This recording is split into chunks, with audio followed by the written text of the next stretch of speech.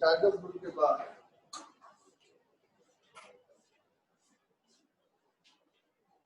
Central dogma.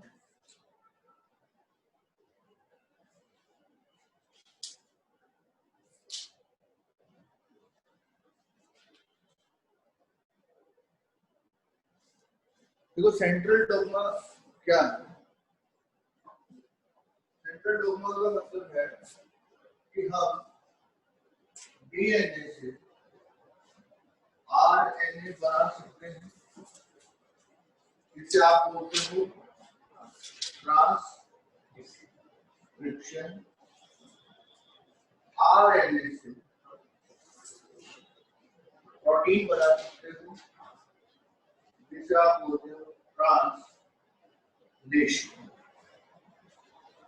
और DNA से हम डीएनए भी बना सकते हैं। डीएनए से डीएनए, इसको बोलते हैं रेप्लिकेशन।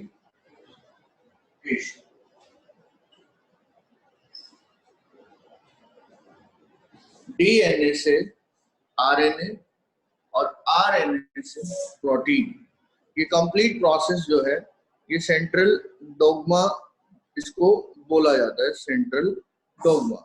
ध्यान रखना, डीएनए से डीएनए भी सेंट्रल डोगमा में आता है।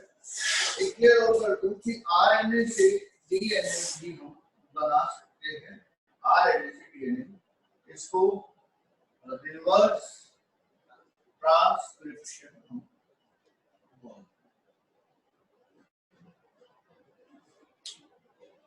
Reverse transcription. देखो सेंट्रल डोगमा का मतलब क्या है, यहाँ सेंट्रल वर्ड हमें इस चीज के बारे में बताता है। सेंट्रल का मतलब है, देखो सेल के सेंटर में क्या है, ये एक सेल है और ये है सेल का सेंटर यानी कि न्यूक्लियस। ये सारी प्रोसेस सेल के सेंटर यानी कि न्यूक्लियस में चल रही है, यानी कि all processes occurs in nucleus of cell। सारी प्रोसेस जो है वो सेल के न्यूक्लियस में चल रही है। सेंट्रल का मतलब सिर्फ ये है कि central part of the cell, जहां पर डीएनए से आरएनए, आरएनए से प्रोटीन, या फिर डीएनए से डीएनए या आरएनए से DNA, all kind of process. Dogma का यहाँ पर मतलब है यूनिवर्सल एक्सेप्टेड। यूनिवर्सल एक्सेप्टेड मतलब ये जो कंप्लीट प्रोसेस मैंने लिखी है, इस प्रोसेस में कोई भी चेंज हम नहीं कर सकते। ये यूनिवर्सली एक्सेप्टेड कि अगर मैं कहूं कि डीएनए से आरएनए बनता है तो ये बिल्कुल बनता है, इसमें कोई प्रॉब्लम नहीं है। मैं कहूं आरएनए से प्रोटीन बनता है तो ये भी होता है। मतलब ये complete process central dogma universally हर सेल के लिए एक्सेप्टेड। किसी भी सेल के लिए ऐसा नहीं है कि एक्सेप्ट ना हो, यूनिवर्सली इस चीज को हम एक्सेप्ट कर सकते हैं। सेंट्रल डोगमा का ये मतलब है। जल्दी बैठो, और भी खड़ा है। सेंट्रल डोगमा प्रोसेस स्टार्ट किया है। सेंट्रल डोगमा, ये जो पूरा प्रोसेस है ना, इसमें से कंपटीशन में बहुत सारे क्वेश्चन पूछे जाते हैं, मतलब कंप्लीट है। और बोर्ड एग्जाम के अंदर यहाँ से 5 नंबर का क्वेश्चन, 3 नंबर का क्वेश्चन 100% यहाँ से बोर्ड एग्जाम में क्वेश्चन आए 100%। क्या मतलब है सेंट्रल डोगमा का? डीएनए से आरएनए का बनना, आरएनए से प्रोटीन का बनना, या डीएनए से डीएनए का बनना, कंप्लीट सेंट्रल डोगमा। यहाँ कौन लगा रहा है? यहाँ भी ईशान नहीं सर, मैं नहीं। अच्छा चलो ठीक है। तो डीएनए से डीएनए रेप्लिकेशन, डीएनए से आरएनए ट्रांसक्रिप्शन, आरएनए से प्रोटीन ट्रांसलेशन और आरएनए से डीएनए रिवर्स ट्रांसक्रिप्शन, इस पूरी प्रोसेस को सेंट्रल डॉग्मा बोलते हैं। या सेंट्रल डॉग्मा का मतलब क्या है? कंप्लीट तो ये है, लेकिन यहाँ सेंट्रल वर्ड ही क्यों यूज किया गया? सेंट्रल वर्ड इसलिए यूज किया गया कि सेल के बिल्कुल सेंटर में होता है nucleus, central part of the cell nucleus. वहां पे चल रहा है डीएनए से डीएनए, डीएनए से आरएनए, आरएनए से प्रोटीन या आरएनए से डीएनए, सारी सेंट्रल पार्ट में चल रही है। सेंट्रल का मतलब हो गया ये सेंट्रल पार्ट, और डॉग्मा का मतलब होता है यूनिवर्सली एक्सेप्टेड। मतलब ये जो प्रोसेस मैंने लिखी है इसमें आप कुछ चेंज नहीं कर सकते। अगर मैंने लिख दिया कि डीएनए से डीएनए बनता है तो डेफिनेटली बनता है, आप इसमें कोई भी चेंज नहीं करोगे। डीएनए से आरएनए बनता है तो डेफिनेटली बनता है, आरएनए से प्रोटीन बनता है तो डेफिनेटली बनता है। आप में से कोई भी इसे कुछ भी गलत या कुछ भी एक्सेप्शन कहीं पर नहीं ला सकता है। ये प्रोसेस यूनिवर्सली एक्सेप्टेड है और आपको मानना ही पड़ेगा कि ये चलता ही चलता है, इसलिए डॉग्मा वर्ड यूज किया गया है। समझ गए? तो सेंट्रल डॉग्मा क्या है? डीएनए से डीएनए का बनना, डीएनए से आरएनए का बनना, आरएनए से प्रोटीन का बनना, या आरएनए से डीएनए का बनना। प्रोटीन से कभी भी आरएनए नहीं बनेगा, रिवर्स काम नहीं। चलो ये प्रोसेस हम डिटेल में पढ़ेंगे, लेकिन इससे पहले एक चीज हमें पढ़नी है। देखो डीएनए से ये प्रोसेस स्टार्ट हो रहा है और डीएनए के बारे में हमें कुछ बातें पढ़नी है। क्या? फर्स्ट ऑफ ऑल डीएनए के लिए हमें कुछ प्रूफ करना है। तो क्या प्रूफ है? डीएनए, पहली चीज हमें ये प्रूफ करनी है कि डीएनए ही जो है वो जेनेटिक मटेरियल है। इस बात को प्रूफ दो, एक्सपेरिमेंटल प्रूफ दो कि डीएनए जेनेटिक मटेरियल है। आपके कहने से या मेरे बोलने से ये प्रूफ नहीं हो जाता। आज मैंने कह दिया कि डीएनए जेनेटिक मटेरियल है, इसका मतलब मेरे बोलने से आप ये चीज नहीं मानोगे कि डीएनए जो है वो जेनेटिक मटेरियल है। क्रोमोसोम भी हो सकता है, जीन भी हो सकता है, एक्स वाई जेड एनीथिंग, कुछ भी हो सकता है। मैं कुछ भी बोल सकता हूँ, ठीक है? मैं बोल सकता हूँ मार्कर इज जेनेटिक मटेरियल, तो मेरे कहने से थोड़ी ना मानोगे। हर बात का कोई ना कोई एविडेंस होता है, सबूत होता है, प्रूफ होता है। तो पहले हमें इस चीज का प्रूफ देना है। दूसरा, डीएनए ही इनहेरिटेंस करता है, हमें इस बात का भी प्रूफ देना है। डीएनए ही इनहेरिटेंस मतलब समझते हो कि कैरेक्टर्स का ट्रांसफॉर्मेशन डीएनए से ही होता है। इनहेरिटेंस का मतलब कैरेक्टर का ट्रांसफॉर्मेशन डीएनए से ही होता है, यानी कि वन जनरेशन से सेकेंड जनरेशन में। यानी कि आप तीसरा पॉइंट ये ऐड कर सकते हो कि वन जनरेशन से अदर जनरेशन में डीएनए ही ट्रांसफर होता है। डीएनए ट्रांसफॉर्मेशन प्रिंसिपल को फॉलो करता है। मतलब DNA follow transformation principle. I think 11th में मैंने ये आपको कुछ पढ़ाया भी हुआ है, मे भी मुझे ध्यान आ रहा है, और अगर नहीं पढ़ा हुआ तो सब यहाँ से बड़े दिमाग से और थोड़ा दिमाग खोल के पढ़ना, क्योंकि ये चीजें बहुत ही ज्यादा इंपॉर्टेंट है। इस पूरे चैप्टर में से आपको 5 नंबर का और 3 नंबर के क्वेश्चन मिलेंगे। 18 नंबर का इन पहले 2 चैप्टर्स में से आएगा इस बार बोर्ड एग्जाम में। पहले 3 चैप्टर्स में से आता था, इवोल्यूशन भी था इसमें। अब ये 2 ही चैप्टर है जिसमें से 18 नंबर का पेपर आएगा, तो मान के चलना 12 नंबर का पेपर इसी चैप्टर में से आएगा, 6 नंबर का इससे पहले वाले में से। मैक्सिमम वेटेज इस चैप्टर का है, ध्यान रखना, ठीक है? तो सबसे पहला ये 3 बातें प्रूव करनी है। DNA is a genetic material, DNA follow the inheritance, one generation से अदर जनरेशन में डीएनए ही जा रहा है, ना क्रोमोसोम ना जीन, ऐसी कोई बात नहीं है, डीएनए ही जाता है। हम ऐसे बात करें, ठीक है? तो क्योंकि डीएनए ही क्यों जाता है, डीएनए पैक होकर क्रोमोसोम बन जाता है, ये बात भी हम बाद में पढ़ लेंगे, लेकिन फिलहाल इन बातों को प्रूव करना है। तो एक साइंटिस्ट है जिसका नाम है फ्रेडरिक ग्रिफिथ, पहला साइंटिस्ट आया जिसने इन बातों को प्रूव करने के लिए सोचा, तो साइंटिस्ट का नाम है फ्रेडरिक ग्रिफिथ एक्सपेरिमेंट। इसको हम बोलते हैं Frederick Griffith experiment. Frederick Griffith experiment, ये नाम फिर से बता दूं, फ्रेडरिक ग्रिफिथ एक्सपेरिमेंट ये नाम है। और जो क्वेश्चन आएगा ना एग्जाम में वो भी इसी नाम से आएगा। आपसे सीधा क्वेश्चन पूछा जाएगा, एक्सप्लेन द ग्रिफिथ एक्सपेरिमेंट। सीधा क्वेश्चन डालेगा, explain Griffith experiment. Griffith experiment क्या कहते हैं सुनना। उसने एक बैक्टीरिया लिया पहले, उस बैक्टीरिया का नाम है स्ट्रेप्टोकोकस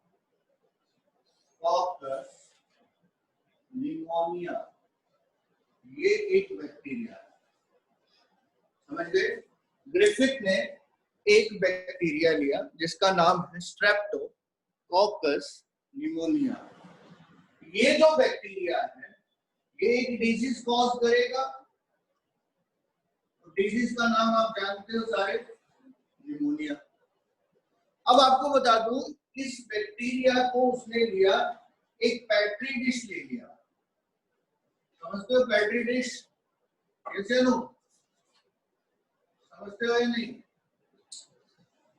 यस। ये पेट्री डिश एक प्लेट होती है जो कांच की या प्लास्टिक की बनी होती है, लैब्स में आपको मिलेगी, उसको पेट्री डिश बोलते हैं। ये पेट्री डिश, इस पेट्री डिश में उसने एक न्यूट्रिएंट मीडिया लिया। इस पेट्री डिश में उसने एक न्यूट्रिएंट मीडिया लिया, एगार एगार, आई थिंक आपने सुना होगा, एगार एगार न्यूट्रिएंट मीडिया उसने इस पेट्री डिश के अंदर लिया। सबसे पहले ग्रिफिथ ने क्या किया, एक बैक्टीरिया लिया, उस बैक्टीरिया का नाम स्ट्रेप्टोकोकस निमोनिया, और उसके बाद उसने एक पेट्री डिश लिया जिसके अंदर एगार एगार न्यूट्रिएंट। इस बैक्टीरिया का ग्रोथ करवाना चाहा उसने, और इस बैक्टीरिया को इस पेट्री डिश के अंदर रख दिया। अब बेटा जैसे इस बैक्टीरिया को पेट्री डिश के अंदर रखा, तो ये इस पेट्री डिश का मीडियम बार बार चेंज कर रहा है। मान के चलो इस रूम में टेम्परेचर जो है बहुत ठंडा है, इस रूम से बाहर जाते ही जो टेम्परेचर है बहुत गर्म है। उसने क्या किया, इस पेट्री डिश को कुछ देर यहाँ रखा और कुछ देर मीडियम चेंज कर दिया, बाहर ले गया, फिर कुछ देर बाहर रखा, कुछ देर अंदर ले आया, यानी कि टाइम टू टाइम वो मीडियम चेंज करता रहा इसका। जब उसने बैक्टीरिया प्लेस कर दिया, क्या करवाने के लिए, ग्रोथ, ताकि नए बैक्टीरिया बने, एक बैक्टीरिया डाला और उससे नए बैक्टीरिया बनाना चाहता है न्यूट्रिएंट मीडिया देकर, लेकिन इस पेट्री डिश का मीडियम वो बार बार चेंज कर रहा है। कैसे, थोड़ा टाइम इसने कूल टेम्परेचर पे, थोड़ा टाइम इसने वार्म टेम्परेचर पे, गर्म टेम्परेचर पे, ये चेंज करता जा रहा है। तो उसने देखा जब मीडियम चेंज करता रहा तो उसमें दो टाइप्स के बैक्टीरियल स्ट्रेन मिले।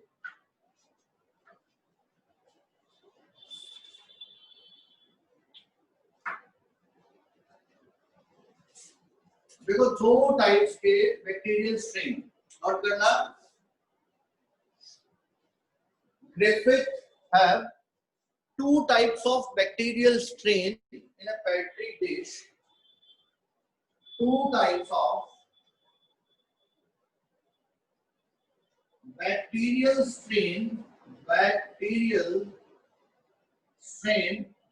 in a petri dish.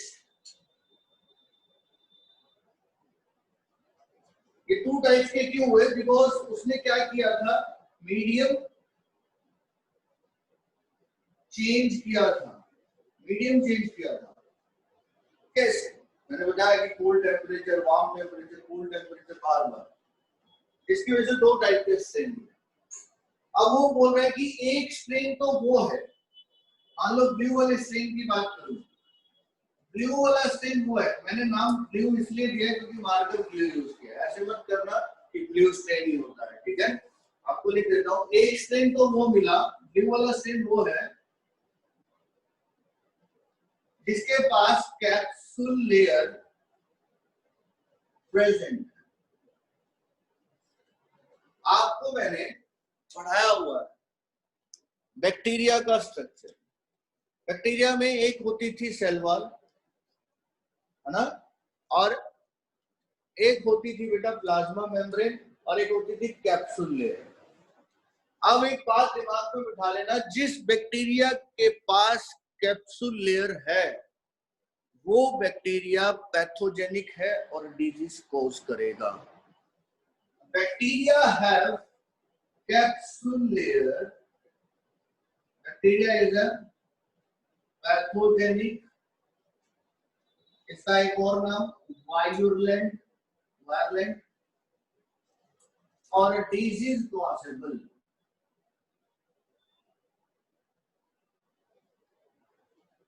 तीन बातें बता। जिस बैक्टीरिया के पास कैप्सूल लेयर होगी वो बैक्टीरिया पैथोजेनिक होगा, वायरलेंट होगा और डिजीज कॉज करेगा। दूसरा, एक स्ट्रेन तो मिला जिस बैक्टीरिया पे कौन सी लेयर थी, कैप्सूल, और दूसरा स्ट्रेन उसे मिला जिसपे कैप्सूल लेयर नहीं थी। Second strain not have capsule layer. Second strain वो था जिसके पास कैप्सूल लेयर नहीं है। तो सेकेंड स्ट्रेन के पास अगर कैप्सूल लेयर नहीं है तो वो नॉन पैथोजेनिक,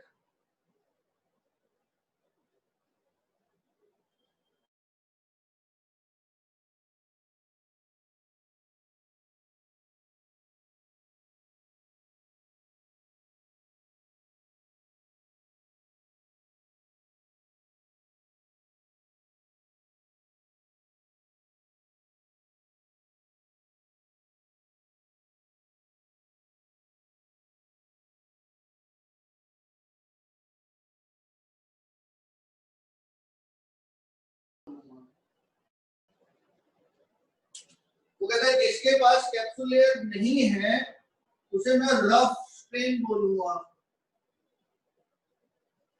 या शॉर्ट में आर स्ट्रेन बोलूंगा। तो अब आपको अपने दिमाग में बिठा लेना है, एस स्ट्रेन का मतलब, एस स्ट्रेन का मतलब capsule layer present, pathogenic, virulent, disease causable. R strain का मतलब non pathogenic, no capsule layer, non virulent और नॉट डिजीज कॉजेबल। ये सारी बातें पहले ग्रिफिथ ने बता दी जो उसने लिया था एक्सपेरिमेंट। अब बेटा प्रूव करेगा। ग्रिफिथ ने अपने एक्सपेरिमेंट में बैक्टीरिया लिया, पेट्री डिश ली, न्यूट्रिएंट मीडिया लिया, बैक्टीरिया को प्लेस कर दिया और इस मीडियम को बार बार चेंज किया। तो मीडियम बार बार चेंज होने की वजह से बैक्टीरिया के दो अलग अलग टाइप के स्ट्रेन मिले। एक वो बैक्टीरिया जिसमें कैप्सूल लेयर थी और एक वो जिसमें कैप्सूल लेयर नहीं। अब वो अपना एक्सपेरिमेंट को परफॉर्म करेगा इस बैक्टीरिया को लेकर, और माइस जो है रैट, उसको वो लेके चला है अपने एक्सपेरिमेंट में। तो एक्सपेरिमेंट क्या था जरा ध्यान देना।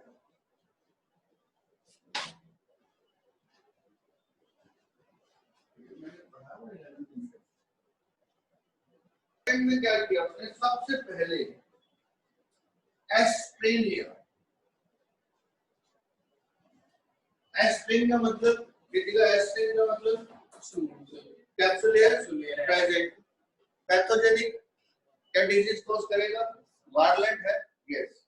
इसने इस एस्प्रिन का इंजेक्शन लिया, इंजेक्ट किया माइस के अंदर, यानी कि एक माइस लिया और उसके अंदर इस एस्प्रिन को इंजेक्ट कर दिया। माइस को डिजीज कॉज होगा, देखा जाए तो डिजीज कॉज होगा जैसे लोग। तो हमने देखा जिसको इसने एस्प्रिन दिया था माइस को, वो माइस थोड़ा टाइम के बाद डेड हो गया। मतलब एक बात हमें एक्सपेरिमेंटल प्रूफ की तरफ जा रहे हैं, जो बात उसने कही थी उसका कहीं ना कहीं रिजल्ट हमें मिल रहा है। उसने कहा था एस्ट्रिन क्या है, वायरलेंट है, एस्ट्रिन क्या है, पैथोजेनिक है, तभी शायद माइस क्या हुआ है, डेड हुआ है, माइस को डिजीज हुई है और इसी वजह से क्या हुआ है, वो डेड। अब दूसरी बात उसने क्या कहा था, उसने लिया कौन सा strain, R strain. R strain को इंजेक्ट किया गया माइस में, क्या डिजीज कॉज होगी, क्या माइस मरेगा, बिल्कुल वैसा ही हुआ। माइस जो था वो जिंदा रहा, माइस जो है बिल्कुल जिंदा है। यानी कि हमें लग रहा है कि इसकी बात में दम है। जैसे अनु नेक्स्ट बेटा, अब उसने एक चीज और की, पहली किया, ये दूसरा किया, अब तीसरा कंसेप्ट को दे रहा है। उसने क्या किया, एस्ट्रिन लिया और वो बोल रहा है मैंने इस एस्ट्रिन को हीट इफेक्ट दिया था, हीट दिया था, जिससे इसका कैप्सूल लेयर ब्रेक कर दिया गया था। ये कैप्सूल लेयर बनाने वाला जीन जो था वो तोड़ दिया गया था। मतलब उसने क्या किया है, एस्ट्रिन को हीटिंग इफेक्ट दिया और उस हीट की वजह से कैप्सूल लेयर को ब्रेक कर दिया। वो कहता है अब मैं ये वाला एस्ट्रिन इंजेक्ट करता हूं तो आपके सामने क्या रहेगा, जिंदा रहेगा। क्यों, क्योंकि जो कैप्सूल लेयर बनाने वाला जीन था वो उसने हीट किल कर दिया। मतलब एस्ट्रिन को इसने हीटिंग इफेक्ट देके डायरेक्टली या इनडायरेक्टली कॉन्सिस्टेंट में कन्वर्ट कर दिया आर में, ना देखा जाए तो एस्ट्रिन हीट किल बोला जाएगा इसे। तो इस टाइम पे बिल्कुल माइस के अंदर उसने दिया और माइस जिंदा रहा, बिल्कुल सही बात, बिल्कुल ओके। क्योंकि एस्ट्रिन को उसने वो हीटिंग इफेक्ट दिया जिससे उसे कैप्सूल लेयर बनाने वाला जीन ब्रेक हो गया, कैप्सूल लेयर उसकी टूट गई। एक्चुअल में रोल किसका था, कैप्सूल लेयर का, वो तो टूट गया है हीटिंग से। नेक्स्ट पार्ट वो करता है बेटा, नेक्स्ट पार्ट ध्यान से सुनना। वो कहता है मैंने लिया एक एस्ट्रिन, कौन सा, हीट किल वाला, हीट किल वाला, समझ गए, इसको हीटिंग देकर किल और उसके जीन को किल रहा है। दूसरा मैंने लिया आर स्ट्रेन, इन दोनों का मिक्सचर बनाया। मैंने क्या किया, एस्ट्रिन और दूसरा लिया मैंने आर स्ट्रेन, इन दोनों का मिक्सचर बना दिया और इन दोनों का मिक्सचर इंजेक्ट किया माइस में। तो क्या लगता है आपको क्या रिजल्ट रहा होगा,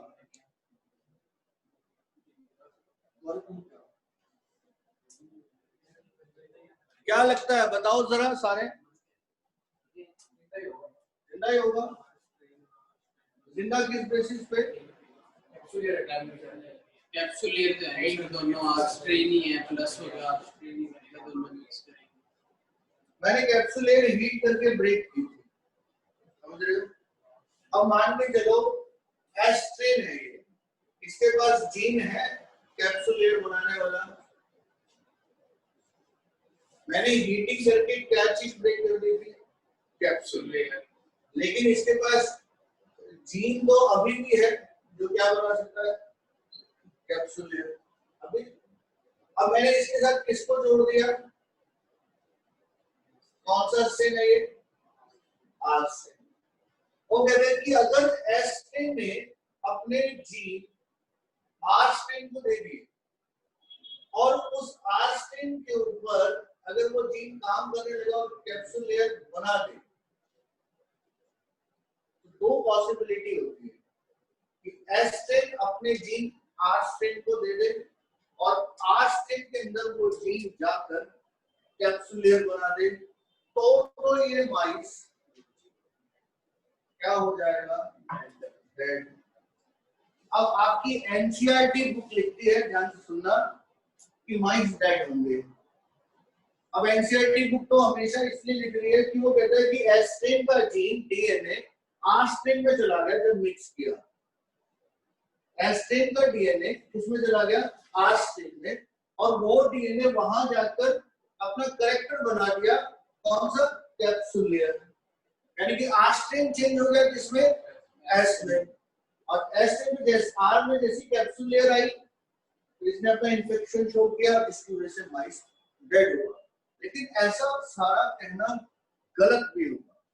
इट इज नॉट नेसेसरी कि एस्ट्रेन अपना जीन आस्ट्रेन को, सारे के सारे आस्ट्रेन को दे देगा। मान लो ऐसा नहीं हुआ, एस्ट्रेन ने अपना ये जीन आस्ट्रेन को नहीं दिया, तो क्या माइस डेड होगा? नहीं होगा। तो आपने लिखना है some are survive and some are dead, यानी कि कुछ जो है सर्वाइव करेंगे और कुछ जो है वो डेड होंगे। क्या दे रखा है? वही है ना।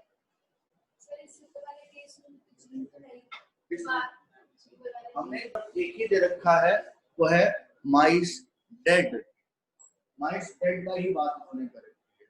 तो एनसीईआरटी पे भी देखना है आपको कि आप कौन से एग्जाम में सॉल्व कर रहे हो, ठीक है, क्योंकि ट्रूमैन के अंदर जो है वो सम माइस डेड है, सम माइस सर्वाइव।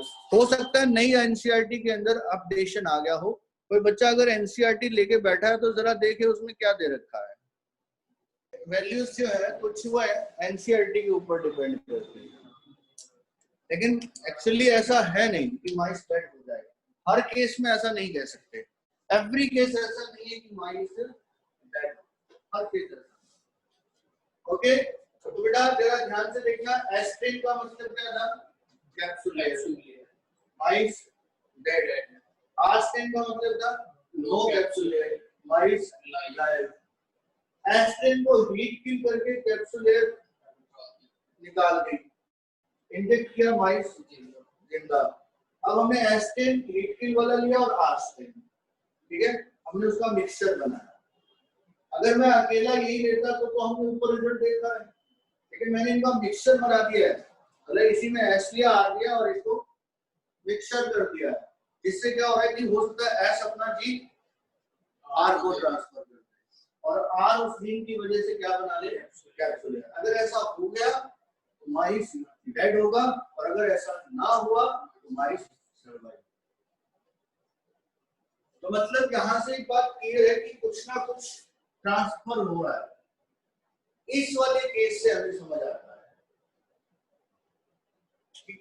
एस से आर में गया कुछ ना डेफिनेटली, तभी आर से बिकम एस्ट्रिन, ठीक है। अब वो बेटा ग्रिफिथ तो कहता है कि यहां से यहां डीएनए गया तभी ये कैप्सूल लेयर बना पाया, लेकिन इसकी बात को गलत प्रूफ किया गया।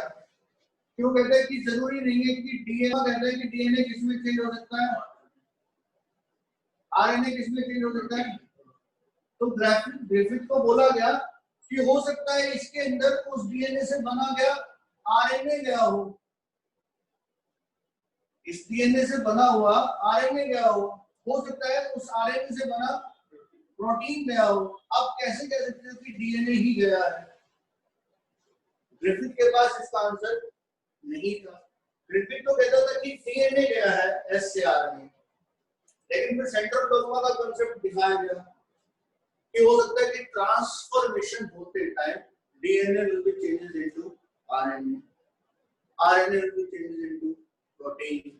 तो हम तो कह सकते हैं कैप्सूल लेयर या तो आरएनए ने बनाई है या कैप्सूल लेयर किसने बनाई है? प्रोटीन ने बनाई है। How is it possible? तो इस बात का आंसर दिया 3 साइंटिस्ट ने, और वो सेकंड एक्सपेरिमेंट है जिसका नाम है एवेरेन मैक्लॉइड एंड मैककार्टी। तो सेकंड एक्सपेरिमेंट जो इस बात को प्रूव करता है, इस पर्टिकुलर बात को, कि ट्रांसफॉर्मेशन सिर्फ कौन होता है? डीएनए।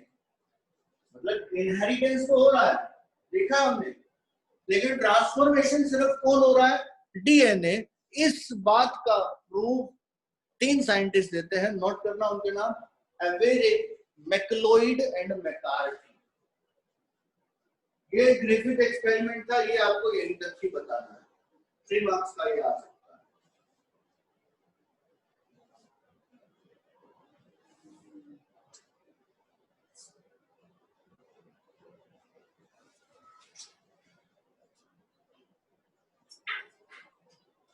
साइंटिस्ट है बेटा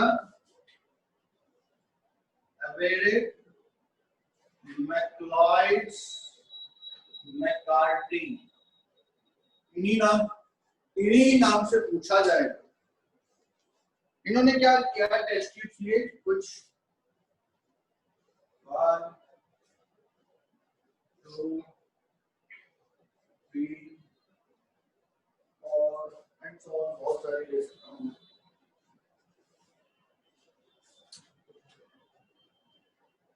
ये सारी टेस्ट ट्यूब्स ली, यह टेस्ट ट्यूब्स। टेस्ट ट्यूब में क्या है, इस पहली टेस्ट ट्यूब में मैंने एस्ट्रिन से बना हुआ आरएनए डाला, एस्ट्रिन से बना हुआ आरएनए डाला, प्लीज ध्यान देना, पॉइंट समझना, ठीक है। एस्ट्रिन से बना हुआ आरएनए डाला और साथ में डाल दिया इसके आरएनए। फर्स्ट टेस्ट ट्यूब में एस्ट्रिन से बना हुआ आरएनए का, सेकेंड में एस्ट्रिन से बना हुआ प्रोटीन लिया गया। समझ गए? हमें किस बात को प्रूव करना है कि डीएनए ही ट्रांसफॉर्मेशन करता है और एस्ट्रिन का ही डीएनए आरएनए में गया है। तो हमने देखो सारी चीजें ले ली, एस्ट्रिन का आरएनए ले लिया, प्लस में आरएनए ले लिया, एस्ट्रिन का प्रोटीन ले लिया, साथ में आरएनए ले लिया। अब हो सकता है कोई और भी हो, तो हमने एस्ट्रिन का कार्बोहाइड्रेट भी ले लिया, कहीं कोई और ना बोल दे इनके अलावा, और उसको भी हमने आरएनए के साथ ले लिया। एस्ट्रिन का हमने लिपिड्स भी ले लिया और साथ में हमने आरएनए ले लिया और लास्ट में हमने लिया एस्ट्रिन का डीएनए और साथ में इसके लिया आरएनए।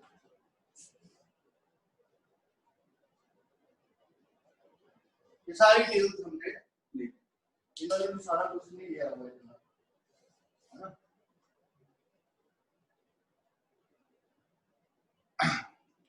नेक्स्ट बेटा, इसमें एक टेस्ट भी बहुत बना देता हूं मैं।